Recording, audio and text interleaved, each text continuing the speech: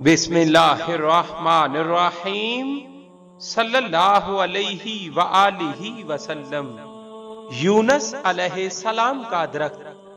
حضرت پاک صلی اللہ علیہ وآلہ وسلم کا ارشاد گرامی ہے کہ کدو بہت اچھی چیز ہے اور میرے بھائی یونس علیہ السلام کا درخت ہے۔ یعنی جب حضرت یونس علیہ السلام مچھلی کے پیٹ سے باہر نکلے تو مچھلی کے پیٹ کی حرارت کی وجہ سے آپ کے بدن مبارک کی جلد نہایت نرم ہو چکی تھی۔ دریا کے باہر کوئی سایہ دار درخت نہ تھا تو اللہ تعالیٰ نے کدو کی بیل ان پر کر دی، جس کا ذکر قرآن کریم میں کدو تر ہونے کے باوجود حافظے کو قوی کرتا ہے اور عقل کو تیز کرتا ہے۔